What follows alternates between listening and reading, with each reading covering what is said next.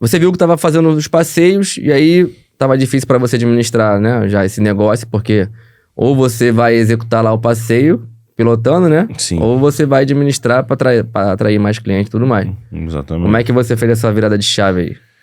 Virada de chave foi bem simples. Tu teve que treinar alguém ou pegou um piloto de barco? Não. O que acontece? Eu não era o dono do barco, eu era um sócio do barco e tinha lá o mestre, né? Que é o piloto do barco. Então, pra mim foi bem tranquilo. Eu continuei sendo sócio de 30% desse barco e eu mandava meus passageiros pra lá. Bem tranquilo. E aí, o que eu comecei a pensar? Na experiência do cliente. Então, eu saí do barco, pensei, agora eu tô com capital suficiente já e fluxo, né? Porque realmente era um mar azul que eu tava pescando, pra abrir uma lojinha física. Aí eu já abri também uma lojinha física, que não era o intuito... Uma curiosidade, esse pessoal... Qual era a cidade que o pessoal mais vinha pra fazer esse passeio? Cara, na realidade, São Paulo, Minas Gerais, Espírito Santo. Mas 80% do público de Arraial do Cabo hoje é São Paulo. Ah, é São Paulo? É São mesmo? Paulo. Na minha Achava que era mineiro gosta muito de... Não. Eu acho que a galera de Minas vai mais pra Cabo Frio em si. Ah, verdade. Eu acho que os caras vão mais pra Cabo Frio. Então, pelos dados que eu tenho dentro da Lotus, 80% é paulista. Show. 80% é paulista. Então, assim, nessa transição, então, que eu tinha, eu comecei a perceber, de forma lógica, que o tempo que eu tava lá sendo marinheiro estava me atrapalhando eu ser um empresário de fato. A cuidar da gestão de marketing, a cuidar da gestão da empresa e tudo mais. Então, eu saí dessa função de marinheiro e comecei a ser sócio dessa embarcação, mandando os meus passageiros para essa embarcação. Só que o que aconteceu, Tiagão? Acabou que o meu fluxo era tão grande que aquela embarcação já não estava me suprindo mais. Tava comportando. Não estava. Eu comecei a pegar outras embarcações e também fazer sociedade com essas embarcações, onde eu vendia e ganhava comissão ou porcentagem em cada venda. Legal. Mas aí, Tiagão, eu tive uma virada de chave novamente, né? Sempre Deus botando na nossa vida coisas maiores. Eu pensei, eu tô vendendo só passeio de barco. Vendia um bugre, quadriciclo ali, mas era só o receptivo. Sim. Só que eu pensei, por que não eu começar a pegar grupos de outros estados e levar para Arraial do Cabo? Mais ou menos a mesma estratégia que eu fazia para vender o receptivo para o cara que já estava na região, eu ia começar a fechar um ônibus e trazer o cara de São Paulo para Arraial do Cabo, porque eu vi que a maioria dos meus clientes era de São Paulo. Em vez de esperar o cara chegar, já tava garantido que ia fazer teu passeio. Mas tu já queria sair com ele de lá já pra... Sair com ele de lá. Com mais do que um passeio pra fazer, né? Exatamente. Então eu poderia ganhar em cima de tudo, né? Do transporte, hospedagem, passeios e outros passeios a mais. Que ele ficaria mais 2 dias comigo, vamos dizer assim. Quando esse teu cliente vinha lá de São Paulo, por exemplo, ele vinha como? Ele vinha geralmente sozinho ou ele já vinha numa, tipo, uma excursão? Isso, no caso, na primeira fase da lote, que foi vender receptivo, ele já vinha por conta própria ali. Eu pegava o cara que tava no Rio de Janeiro já. Então ele já tava no Rio de Janeiro, ele já queria fazer o passeio de barco. Ele já tava em Arraial, ele já tava em Cabo Frio, Búzios. Mas tu não fazia esse transfer então não, do Rio? Não, ainda não. Tá. Ainda não. Essa daí foi a primeira fase da lote. A segunda fase da lote foi eu perceber que eu poderia vender o pacote fechado para essas pessoas de forma terrestre.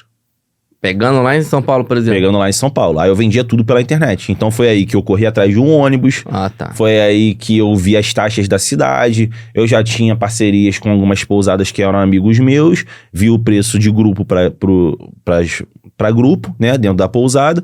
E o preço dos passeios para grupos. Aí eu tive um preço de custo e o valor acima que eu colocasse era meu.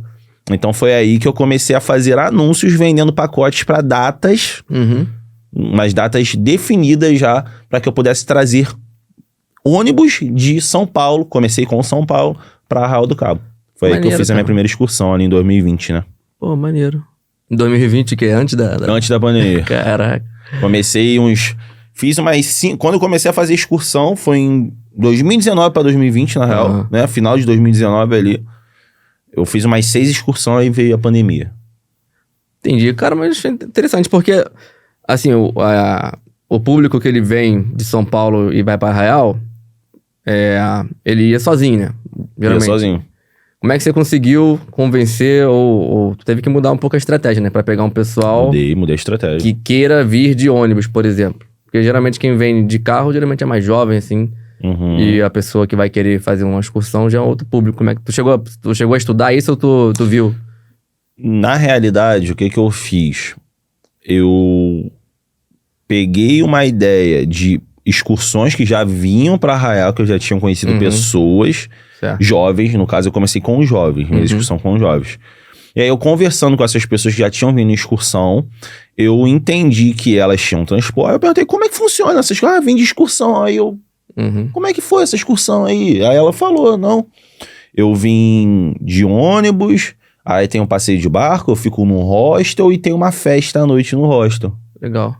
Daí eu, poxa, legal, né?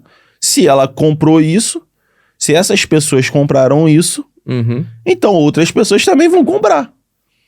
E na hora veio o clique, eu falei, vou fazer isso, vou testar isso, vou colocar uma data um pouquinho mais espaçada, uns 4 meses pra frente, Sim. e vou começar a divulgar e vender isso. Mas tu mudou a estratégia ou foi a mesma? Na realidade, eu mudei um pouco a estratégia porque eu fiz uma estratégia de lançamento, né? Então, como eu já estava estudando marketing digital, eu comecei a implementar uma estratégia que eu criei, né, dentro do meu método para minha empresa, que essa estratégia é uma estratégia de lançamento, onde é um lançamento meteórico. Eu fui pioneiro nisso em relação a lançamentos para pacotes de viagem, onde eu captava as pessoas, mandava elas para um site, tinha toda a explicação lá no site, eu mandava elas para dentro de um grupo, dentro desse grupo tinha toda uma sequência de mensagem e vídeos, criando uma conscientização nela e falando sobre um lote promocional e bônus que elas receberiam. E aí, em um certo dia, um certo momento ali, a gente abria as vendas do carrinho. Então... Já tinha data pra sair? Já tinha data para sair o ônibus, mas tinha uma data dessa galera que tava dentro desse Mas não grupo. tinha preço ainda. Não, eu não falava o preço ainda. Certo. E aí, no dia, eu abri as vendas ali, era um preço realmente imbatível ali. Tu fazia, então, um lançamento mesmo. Um lançamento. Instigava a pessoa ali, mostrava tudo o que ia acontecer. Tudo. Tinha a data pra abrir, pra fechar. Ia na pousada. Tu começou assim, então, a primeira excursão foi Primeira assim? excursão foi assim. E foi sucesso? E aí, eu tive um boom, cara, de venda. Eu tive 32 vendas, um ônibus é 45, né? 45 mais o guia, que eu que ia buscar lá na época ainda. Minha primeira excursão, eu que fui lá buscar. Eu fiz umas 30 excursões assim que eu ia buscar. Tive um boom de 32 vendas. E depois... Você que saía de São Paulo, então? Eu saía de Arraial do Cabo, ia em São Paulo, pegava o ônibus e voltava com a galera. E passava o final de semana ali com a galera também. E nisso, a Lotus receptivo, eu já tava com um funcionário que fazia meio que receptivo da galera que vinha dos passeios de barco. Então eu comecei a abrir um novo braço, onde esse novo braço eu mesmo vendia, fazia esses lançamentos e ia lá em São Paulo, buscava o ônibus e vinha. Pô, maneiro. E assim começou ali uma nova fase da Lotus, né?